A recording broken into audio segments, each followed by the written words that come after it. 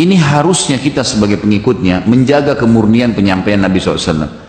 Dan tidak boleh sama sekali berdusta atas nama beliau. Misal contoh masalah fisik tadi. Banyak orang yang berdusta nih. Saya melihat Rasulullah SAW dalam mimpi. Lalu wasiatnya begini. Dan banyak orang yang menipu, subhanallah. Kalau saya ceritakan satu persatu mungkin Anda kaget mendengar, gitu kan. Bagaimana ada orang mengaku mimpi Nabi SAW lalu dia mengatakan kepada pengikutnya dalam pemahaman mengaku Islam. Lalu mereka mengatakan, dia mengatakan, dan kalian diperintahkan untuk memberikan kepada saya zakat kalian, harta kalian. Karena saya pemimpin kalian yang akan menyelamatkan kalian ke surga. Dusta atas nama Nabi SAW. Membawa nama Nabi, bohongin. Gimana caranya? Ini nggak mungkin terjadi, gitu kan? Banyak juga orang yang dusta melihat Nabi SAW lalu mengatakan, diwasiatkan kepada saya untuk begini dan untuk begitu. Tapi wasiat-wasiatnya ini semuanya, wasiatnya tidak benar, gitu kan? Karena diikuti, kalau tidak disebarkan maka akan kena bala, kena musibah. Nabi SAW sendiri pada saat menyampaikan hukum agama kepada sahabat-sahabatnya tidak pernah mengikutkan kepada mereka, kalau kalian tidak sebarkan kalian akan diadab, seketika harus sekarang sebarkan. Nabi SAW dengan baik menyampaikannya, gitu kan. Ini semua adalah hal-hal yang dusta. Sampai saya pernah menemukan ada SMS waktu itu ya, belum ada WhatsApp beberapa tahun yang lalu. Kemudian masuk dari penjaga kuburan Nabi SAW yang katanya mimpi, kemudian harus begini, harus begitu, harus begini, tanda-tanda kiamat sudah dekat, macam-macam, gitu kan. Dipaparkan kepada para ulama-ulama di Saudi, ditelusurin, ternyata ini kedustaan, tidak pernah ada informasi itu, dibuat oleh sebagian orang. Bahkan tidak ada orang itu, ya. Orang yang dikatakan ini adalah penjaga kuburannya Nabi SAW segala. Lalu dibantah oleh para ulama, ini tidak benar, ini bahaya sekali, berdusta. Untuk apa? Untuk tenar gara-gara itu? Begitu pula dengan perkataan, perbuatan dan pernyataan dan persetujuan. Seperti perkataan banyak orang dusta nih. Rasulullah SAW bersabda, dan omongannya itu seperti betul Nabi sedang ngucapin. Ini bahaya nih, nggak boleh ini. Saya pernah dengar ada seorang khatib dari atas mimbar lalu dia mengatakan di bulan Sya'ban Rasulullah SAW menyuruh kita menaikkan nafkah buat istri. Subhanallah, hadis ini tidak ada sama sekali disebutkan oleh Nabi SAW. Dan ini ulama masukkan dalam kitab Maudu'at tentang hadis-hadis palsu. Dan ini bukan sekarang ya dibuat bukunya. Ini buku-buku ditulis dari zaman-zaman tabi'in sudah terkenal. Banyak orang mendustakan hadis Nabi SAW, banyak. Dan karena zaman dulu sudah diucapin, lalu sekarang orang nukil-nukil, masih ada orang yang baca buku tidak kembali kepada referensi yang benar, akhirnya mereka juga menghidupkan kembali dusta-dusta itu. Makanya saya sarankan teman-teman yang mau terjun ke dakwah, maka cobalah baca buku. Selain buku-buku fadilah, ya, untuk berbuat amal-amal saleh, ya. Ini fadilah amal maksud saya bukan nama buku ya. Fadilah itu adalah kelebihan amal-amal saleh, gitu kan? Bukan nama buku tapi istilah dalam agama, gitu kan? Jadi kalau kita mau sholat, kita mau puasa, kita mau haji kan kita baca fadilahnya. Jadi fadilah amal itu kita baca. Ini satu sisi. Sisi yang lain teman-teman sekalian, hadis-hadis ini kan bagus memotivasi orang-orang. Sisi yang lain, kita juga harus membaca, kalau kita sedang membaca bab tertentu, baca juga tentang maudu'at. Ada banyak buku-buku banyak tentang hadis-hadis dhaif dan hadis maudhu'. Banyak karangan para ulama, bukan sekarang ya. Zaman dulu, zaman tabi'in, generasi awal Islam. Yang kata Nabi SAW, ya, yang terbaik adalah abadku, qarni, tsumma alladziina yalunahum. Kemudian yang datang setelahnya, Jadi Nabi SAW dan para sahabat yang terbaik, kemudian datang tabi'in, kemudian tabi'in. Dan kebanyakan buku-buku ini memang ditulis pada zaman itu.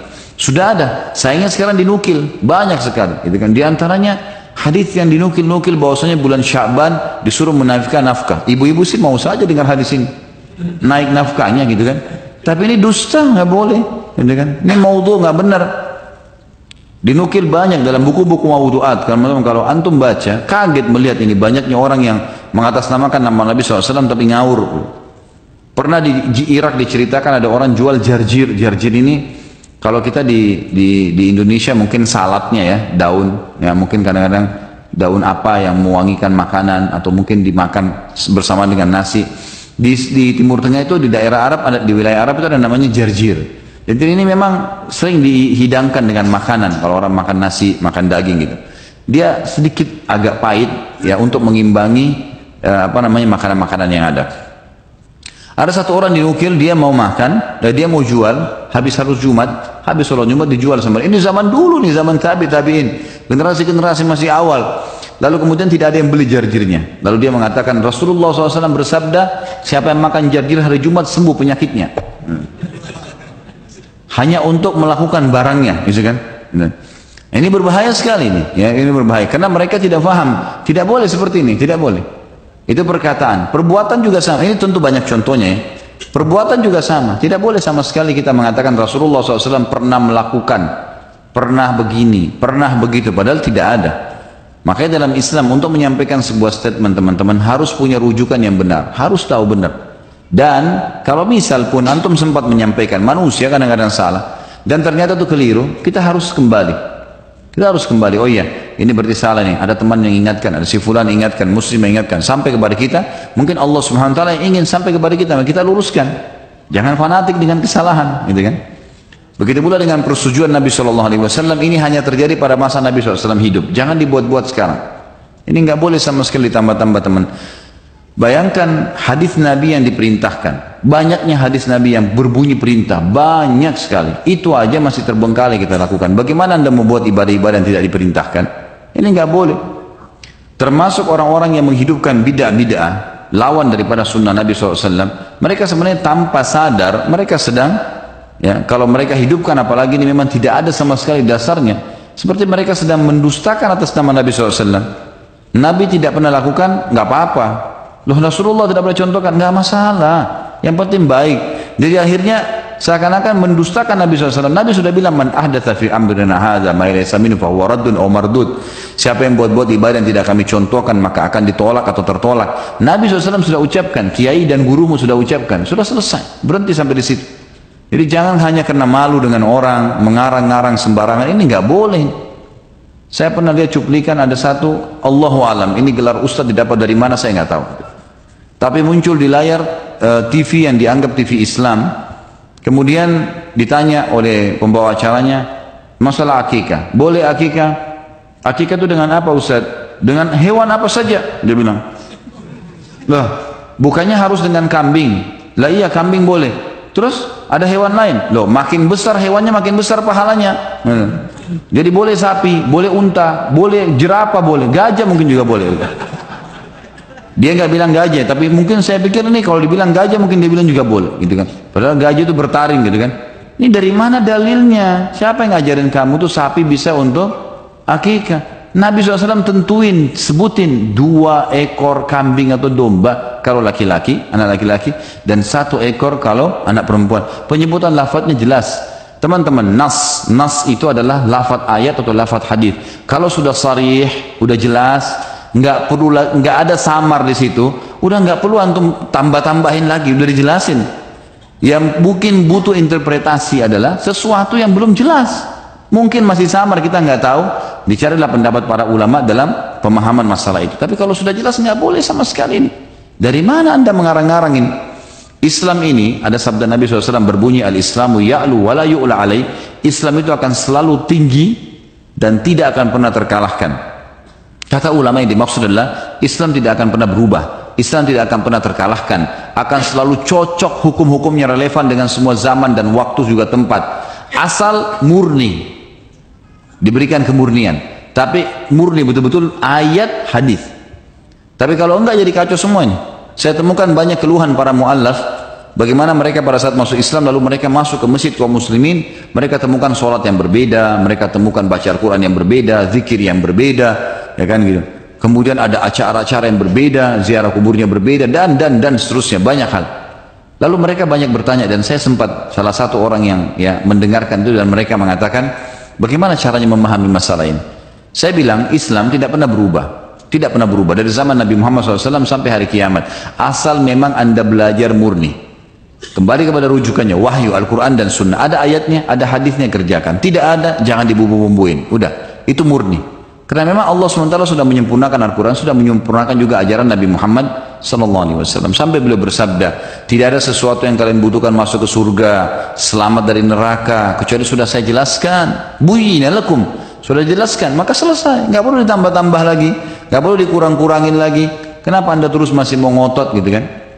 hati-hati teman-teman, berdusta atas nama Nabi Muhammad SAW, baik dengan cara sengaja tadi, dengan masalah fisik, melihat Nabi, mimpi, dusta, atau perkataan beliau dikarang-karang, perbuatan beliau dikarang-karang, atau persetujuan Nabi SAW dikarang-karang, maka ini berbahaya.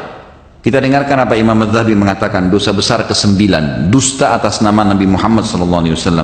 Sekelompok ulama berpendapat bahwa berdusta atas nama Rasulullah SAW adalah kufur yang dapat mengeluarkan pelakunya dari agama Islam.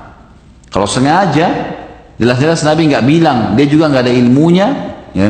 Kemudian dia katakan Rasulullah bersabda dusta, Nabi Muhammad berkata, ini berarti sudah luar biasa, bahaya sekali. Makanya Imam Ahmad rahimahullah pernah sama Yahya bin Ma'in, dua ulama hadis yang terkenal, mereka bersahabat di masa mudanya sampai akhir-akhir hidup. Akhirnya tentu ada perselisihan terjadi, tapi yang jelas dua orang ini pernah satu kali datang ke masjid Jami' di Baghdad, masjid agungnya ya, masjid agungnya Baghdad. Mereka masuk lalu mereka temukan ada satu orang habis sholat duhur, lalu kemudian menyampaikan, saya telah mendengar dari Ahmad bin Hanbal, dari fulan, dari sahabat, dari Rasulullah SAW, Rasulullah bersabda begini. Saya mendengar dari Yahya bin Ma'in, dari fulan, dari sahabat Nabi, dari Rasulullah SAW bersabda begini. Ahmad bin Hanbal dan Yahya bin Ma'in tiap hari punya pengajian, dan dia tahu wajah-wajah orang yang biasa hadir. Saya kadang-kadang kalau di pengajian, mungkin di antara ikhwah-ikhwah saya banyak yang sudah saya tahu wajahnya karena sering kita lihat, gitu. Maka dia tahu ini orang nggak pernah kelihatan di pengajian nih. Kok bisa dia mengaku murid? Karena ini menukil sanad, harus orang yang hafal benar-benar nih, dari fulan. Kata Ahmad bin Hanbal rahimahullah kepada Yahya bin Ma'in, kau kenal nggak orang ini? Enggak, kata Yahya bin Ma'in, saya nggak kenal. Kok bisa dia bawa nama kita nih? Nggak tahu. Ayo kita tanya deh, dekatin.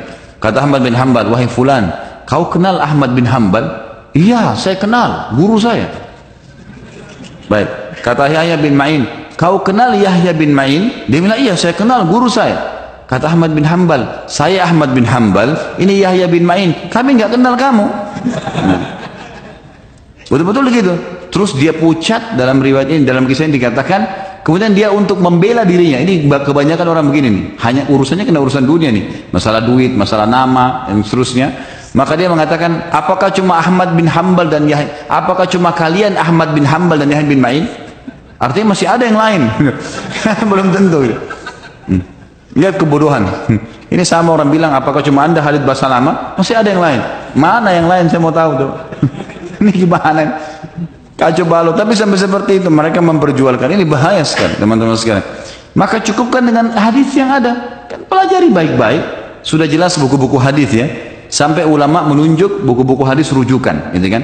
Ada 6 buku yang dijadikan induk, kemudian ditambahkan oleh sebagian ulama jadi ya 9, dan ada yang melengkapkannya sampai 15 buku. Kalau 6 buku hadis dipegang oleh para ulama adalah Sahih Bukhari dan Sahih Muslim. Kemudian datang setelahnya ada Sunan Nabi Dawud, Tirmidzi, Nasai, Ibnu Majah, ya. Kemudian datang setelahnya, ya ini 6 buku, 4 sunan dan 2 sahih.